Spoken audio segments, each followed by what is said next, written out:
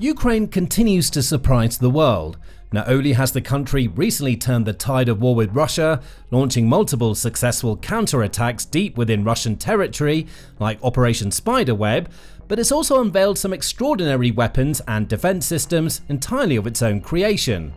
One of those new weapons, a powerful homemade missile, was recently used in a successful real-world mission, and it's so effective, even leading military forces like the US are said to want some of their own.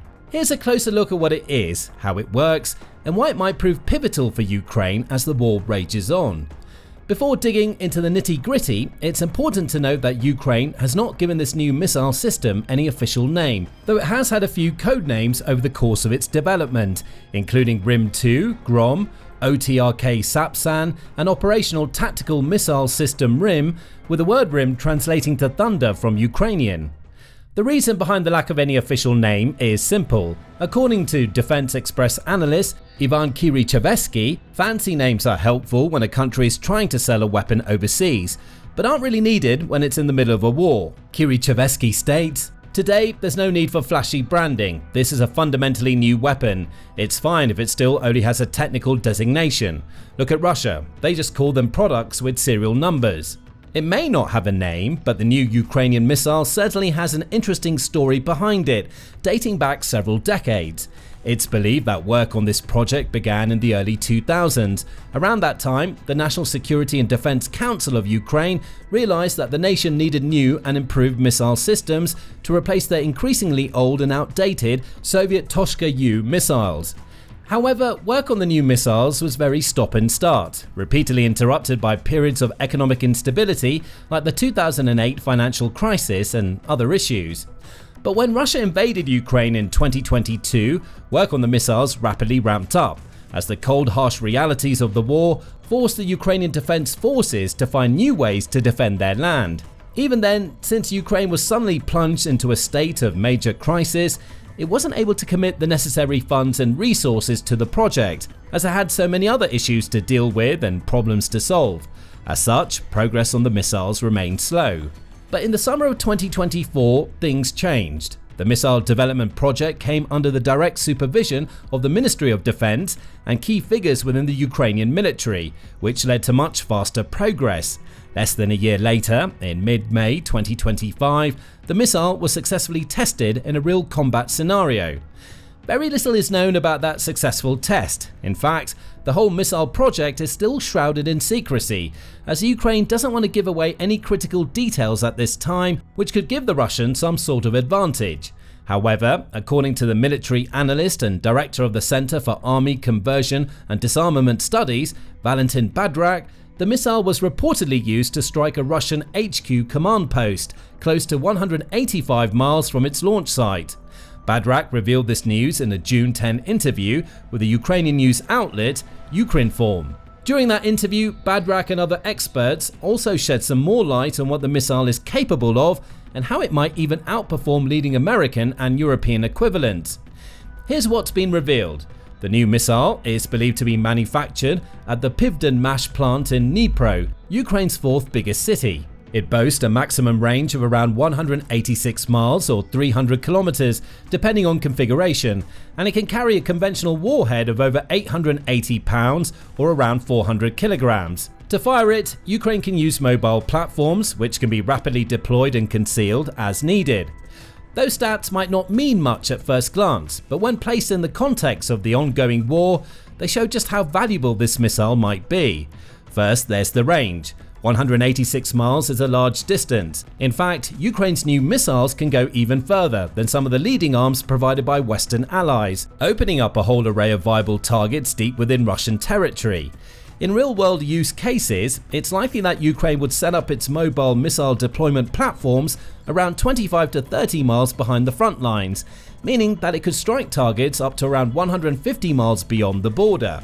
Those targets could include production facilities, airfields, barracks, bases, factories, refineries, railway lines, bridges, and more. The exact type of logistical infrastructure targets that Ukraine has made a habit of striking in recent times.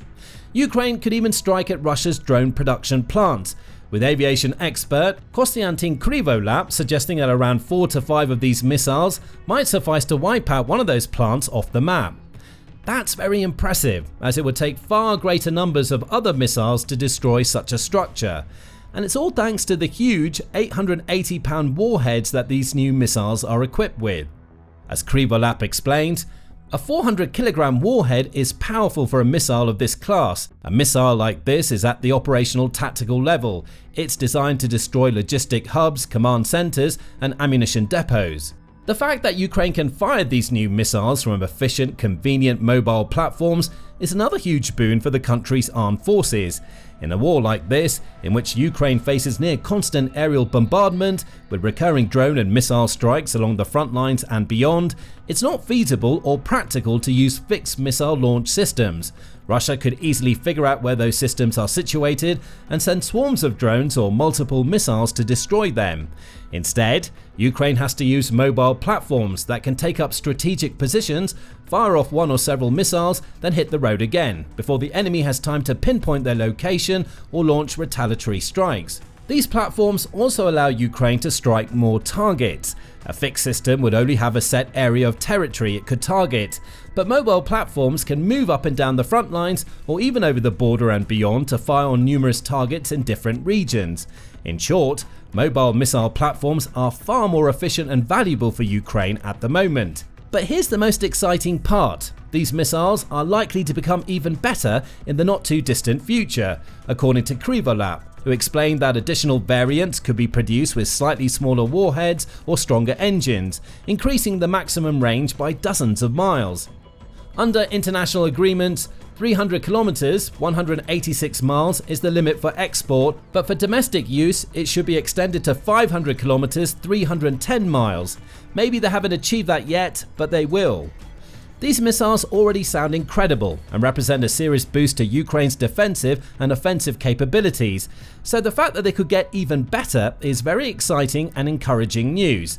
With an extended range of over 300 miles, so many more targets would open up, from air bases to refineries, and Ukraine might even be able to launch strikes on Moscow itself at that stage. That could have such a huge impact on the war, as it would put Russia even further onto the back foot, forcing the Kremlin to completely rethink its strategy.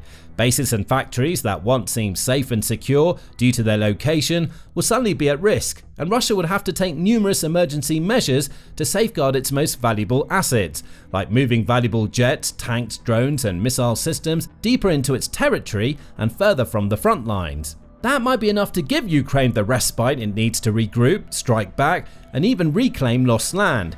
Of course, this is all hypothetical for now, as the missile is still brand new. It requires further testing to demonstrate its real-world potential, and more importantly, it needs to be produced in sufficient quantities so the armed forces of Ukraine can actually build up a stock and start using these missiles for multiple strikes in the weeks and months to come. But the Ukrainians are already one step ahead. According to Badrak, serial production has already started. I don't know how many missiles we can expect per month or year. I think production will scale up very significantly. Other sources suggest that Ukraine could produce around 40 to 50 of these missiles monthly, which would be a very strong result and a major boon to the country's defenses. And each missile would be incredibly likely to hit its intended target, thanks to its remarkable levels of reported accuracy built on innovative electronic systems. As Krivolap explained, people often ask why we didn't just repurpose old Pivden Mach missiles. The answer is they weren't accurate enough. To match something like Russia's Iskander, you need a completely different class of electronics. That's something that Ukraine has struggled with in the past. It's had a hard time producing truly high-end military-grade electronics, which has prevented it from creating systems like France's medium-range missile, MMP, or Israel's Spike missiles. But now, thankfully for Ukraine, it appears some advancements have been made, problems have been solved, and the country is taking the next steps forward in its missile development plans. As Krivolap puts it, if the missile hits its target, it means we've cracked the electronics.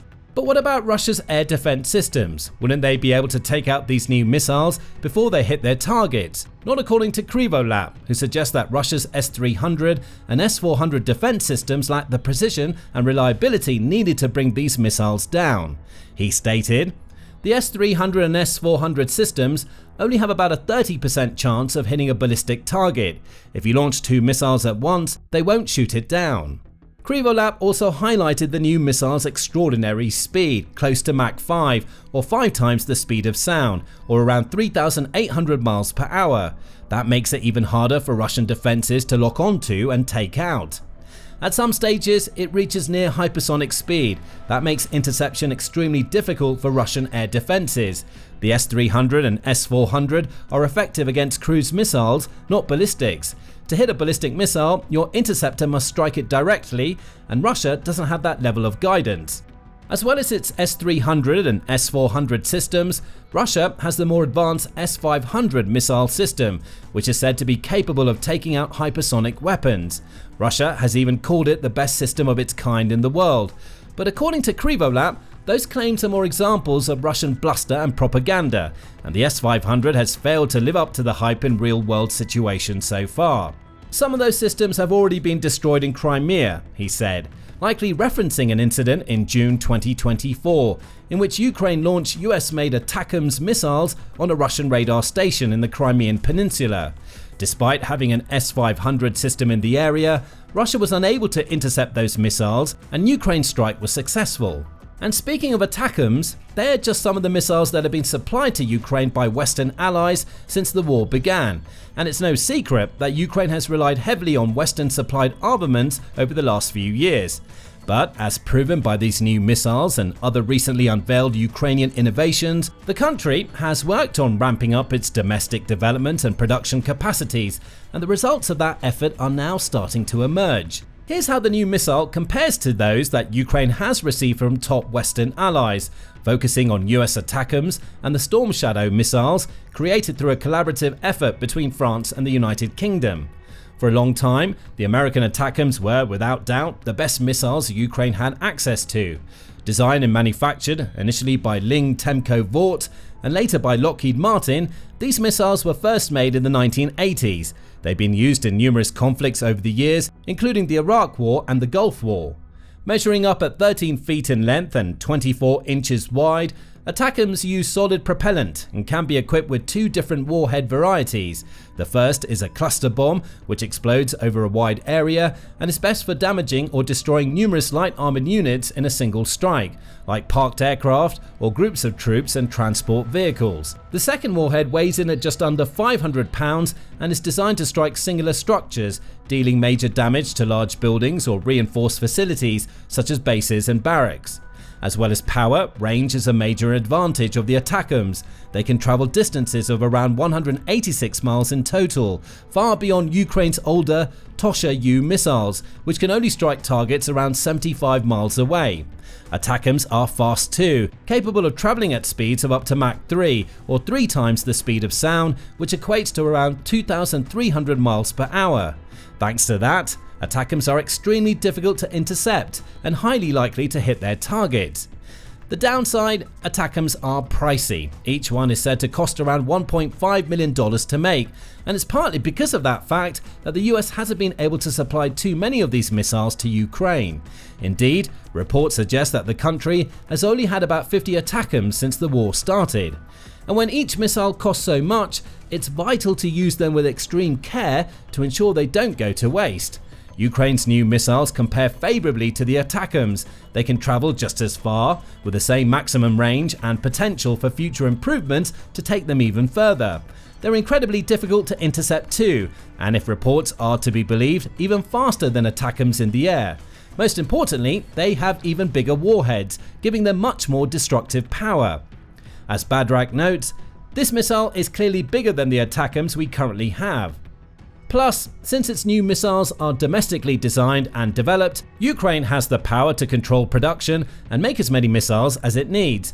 It doesn't need to wait for new deliveries or deal with sometimes difficult political negotiations to get the arms it requires.